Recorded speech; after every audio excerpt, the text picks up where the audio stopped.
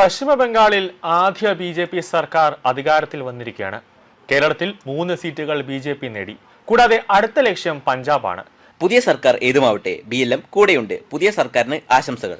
രാജ്യത്തെ ഏറ്റവും വലിയ multi state housing cooperative society, എല്ലാവർക്കും ഭവനം, BLMന്റെ ലക്ഷ്യം.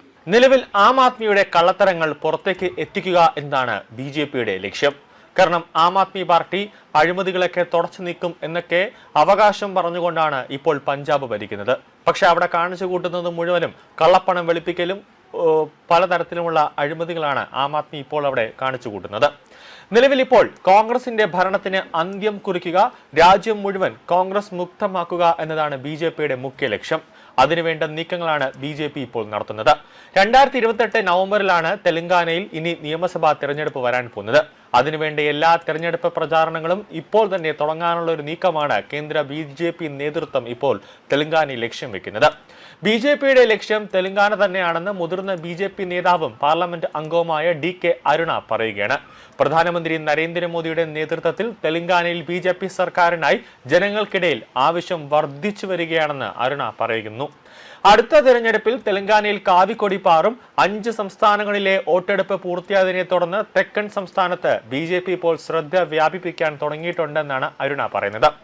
വനിതാ സംവരണ ബില്ലിനെ എതിർത്ത പാർട്ടികളെ വോട്ടർമാർ, പ്രത്യേകിച്ച് സ്ത്രീകൾ, അത് നിരസിച്ചുവെന്നും രാജ്യമെമ്പാടും ബി.ജെ.പിക്ക് പിന്തുണ ലഭിക്കുന്നുണ്ടെന്നും അവർ അവകാശപ്പെടുന്നുണ്ട്.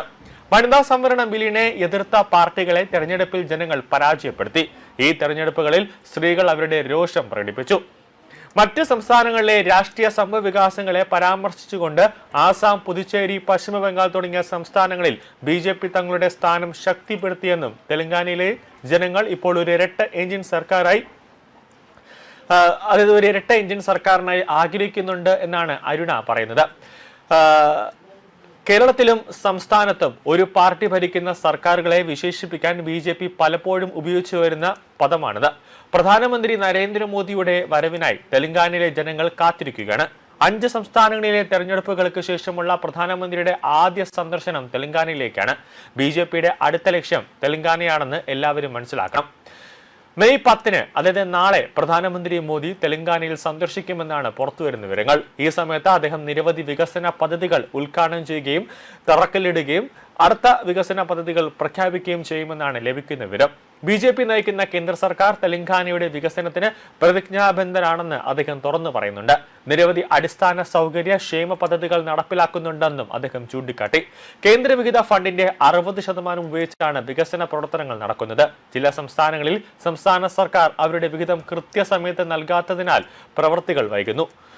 സ്ത്രീകൾക്കും കർഷകർക്കും നൽകിയ വാഗ്ദാനങ്ങൾ പാലിക്കുന്നതിൽ പരാജയപ്പെട്ടുവെന്ന് ആരോപിച്ച് മുഖ്യമന്ത്രി രേവന്ത് റെഡ്ഡിയുടെ നേതൃത്വത്തിലുള്ള തെലങ്കാനയിലെ കോൺഗ്രസ് സർക്കാരിനെ ബി.ജെ.പി. എം.പി. ലക്ഷ്യം വെച്ചു.